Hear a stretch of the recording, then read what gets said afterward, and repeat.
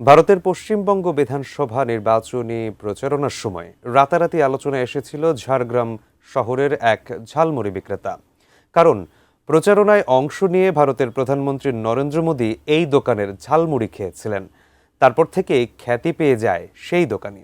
কিন্তু এই খ্যাতি যে এখন তার জীবনের জন্য হুমকি হয়ে দাঁড়িয়েছে। বিস্তারিত থাকছে ডেস্ক রিপোর্টে। পশ্চিমবঙ্গের বিধানসভা নির্বাচনের প্রচারণায় যোগ দিতে রাজ্যের ঝাড়গ্রাম শহরে যান ভারতের প্রধানমন্ত্রী নরেন্দ্র মোদী। শহরের রাজ কলেজ মোড়ে অবস্থিত চমনলাল স্পেশাল ঝালমুড়ি নামের এক দোকান থেকে ঝালমুড়ি খান নরেন্দ্র মোদী। এই ঘটনার পর রাতারাতি বিখ্যাত হয়ে যান ওই বিক্রেতা। নাম বিক্রম কুমার সাউ।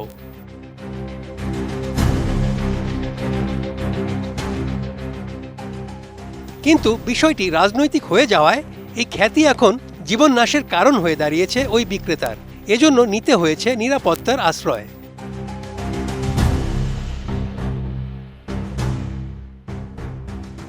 ঝালমুড়ি দোকানের মালিক বিক্রম কুমার সাউ অভিযোগ করেছেন, রাতারাতি পরিচিতি পাওয়ার পর তাকে বাংলাদেশ ও পাকিস্তান থেকে হত্যার হুমকি দেওয়া হচ্ছে।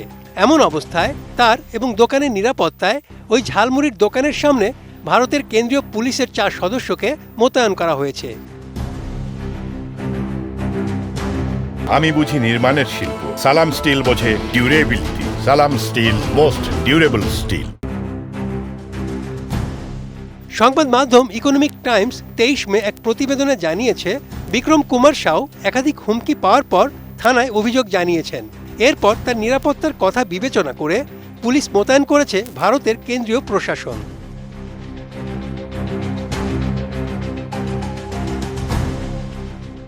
তিনি ঝাড়গ্রাম থানায় লিখিত অভিযোগে বলেছেন, তাকে ফোনে ও মেসেজে অব্যাহতভাবে হুমকি দেওয়া হচ্ছে।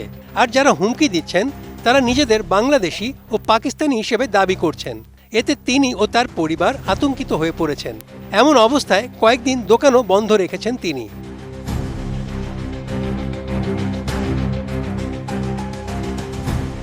বিক্রম কুমার সাউ অভিযোগে আরও উল্লেখ করেন, তাকে হত্যার পাশাপাশি দোকান বোমা মেরে উড়িয়ে দেওয়ার হুমকিও দেওয়া হচ্ছে। ঝাড়গ্রাম থানার এক কর্মকর্তা বলেছেন, বিক্রমের অভিযোগটি বেশ গুরুত্বের সঙ্গে নেওয়া হয়েছে। এর প্রেক্ষিতেই পুলিশ মোতায়েন করা হয়েছে।